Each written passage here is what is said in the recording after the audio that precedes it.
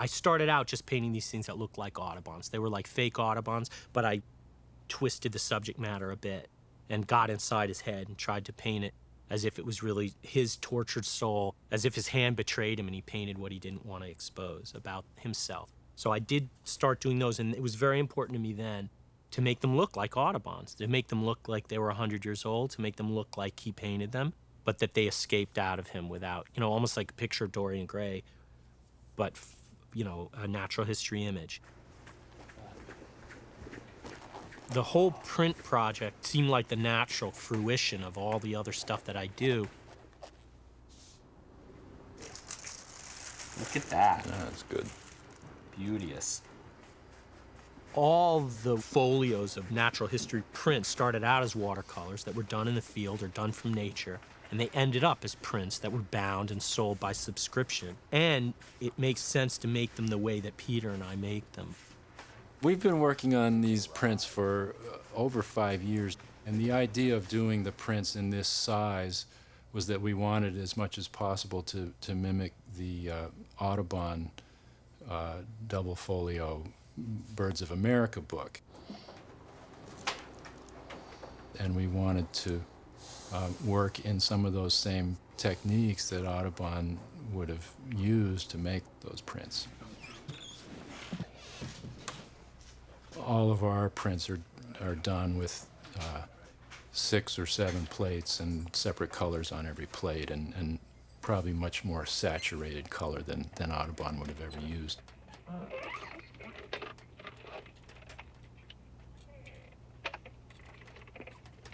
That's a part, I think, of Walton's way of picking up what Audubon did, but also changing it and distorting it a little bit, kind of turning up the irony a little bit.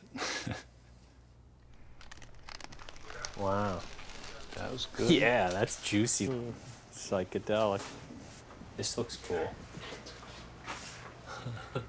The registration looks pretty good. That's good. Yeah, Yeah. that's encouraging, because we're starting to get the feel of it, I think. It's a pretty nice print, like generally, just for... That blue is really more intense, isn't it? Nice.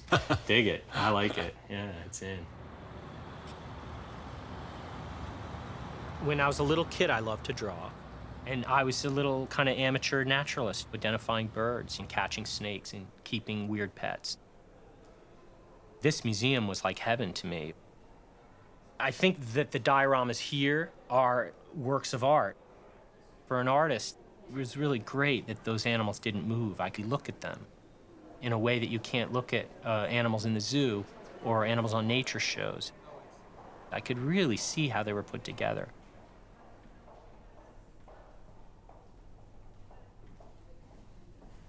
Passenger pigeons were the most numerous bird on the planet Earth. A single flock could have 2 billion birds in it. There were such huge numbers of these birds that it was frightening.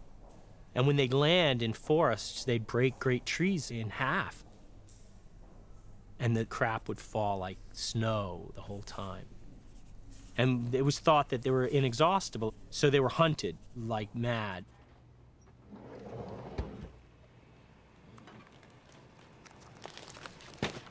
This is a series of photographs that was taken in 1898.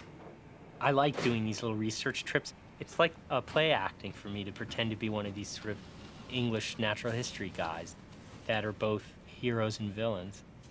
There's an image in here of a sort of a full-grown male passenger pigeon, very beautifully posed, very proud bird.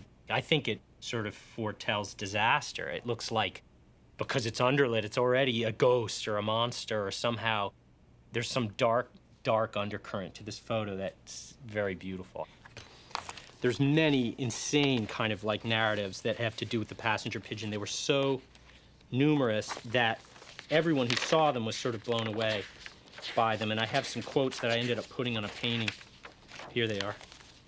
This is one of the earliest descriptions from 1637. Millions of turtle doves on green boughs which sat pecking of the full ripe pleasant grapes that were supported by the lusty trees, whose fruitful load did cause the arms to bend.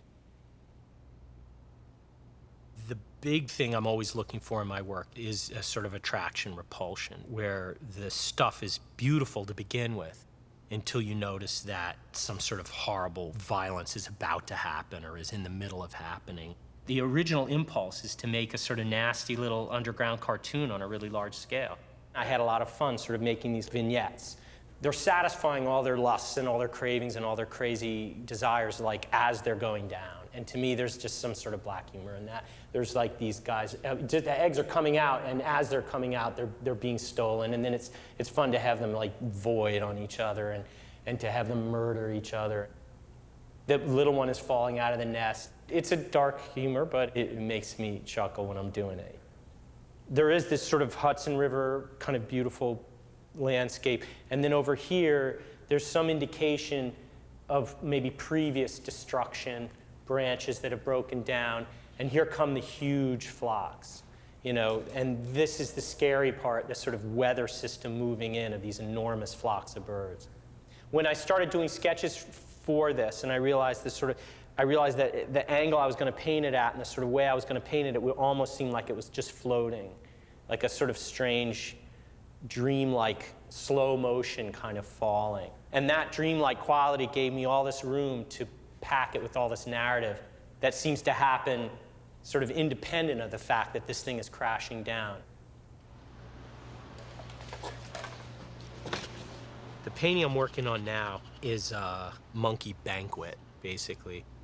And it's part of a series that has to do with this mid-19th century explorer, Sir Richard Burton. One of the stories that I was reading about him that stuck with me was this one about these monkeys that he kept in his quarters when he was a young British officer. And I'm going to read a quote. He gathered together 40 monkeys of various ages and species and installed them in his house in an attempt to compile a vocabulary of monkey language. And one tiny one, very pretty, small and silky-looking monkey he used to call his wife. I painted the wife individually, and I named it the Forsaken. She sits in a tree, and she looks all heartbroken and bereft because she's been abandoned by her lover. They all sat down on chairs at meal times, and the servants waited on them, and each had its bowl and plate with the food and drink proper for them. He sat at the head of the table, and the pretty little monkey sat by him in a baby's high chair. That's just too good.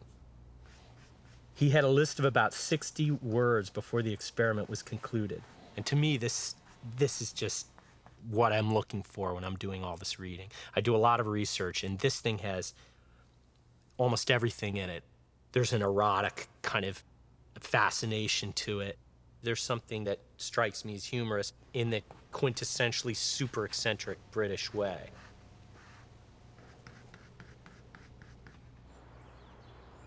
When these paintings leave my studio, a lot of times I don't ever get to see them again. I painted this picture about 2 years ago, and I was happy that I still liked it, because a lot of times you come back to work you did a while ago and can't bear it.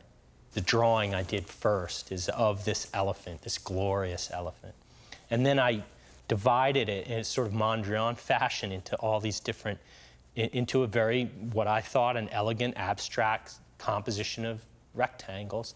And in each rectangle, I decided what to do. The idea of dividing it up into bits had to do with a sort of parable about the blind man and the elephant, where each blind man grabs a hold of a different part of the elephant, and the one that grabs the tusk says, well, I know what an elephant is. He's smooth, hard, kind of like, polished wood. And then one grabs the leg and says, no, it's an elephant is like the tree. It's like a tree trunk. And the tail, the guy says, well, it's like a paintbrush. And the guy who has the nose says it's like a snake. So I had this idea of having the elephant divided up into bits that wouldn't identify it as an elephant all by itself, and have each one of those things framed individually, and then have a different species of bird inhabit that little frame and do his thing within it. And it's like he doesn't see any of the other elements, so he can't put the whole picture together. It's too vast for one person to picture. I wanted to make sort of largest watercolors ever. Ultimately, that becomes fun all by itself. It took about 9 months to paint. All of this makes it sound like I have this great kind of intellectual reason for making these things, but ultimately I want to paint a sexy monkey, and I want to paint a big, huge, elephant with an erection. Why? Why do I feel the need to make these things? Why is it that you want to make them as disturbing as you can, or make them as violent and out of control as you can? I like kind of overwrought emotion, melodrama, very 19th century modes of communicating. I'm not a minimalist, I'm a maximalist, The more you throw at it, the better. It's a sort of a wasteland out there. I want to do rich things. I want to make rich dishes and put them out there.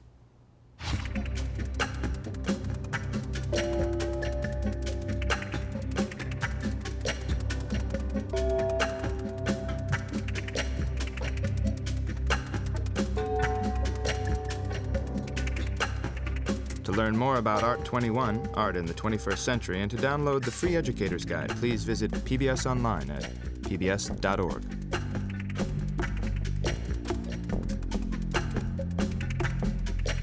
Art21, Art in the 21st Century is available on videocassette or DVD. The companion book to the series is also available. To order, call PBS Home Video at 1-800-PLAY-PBS.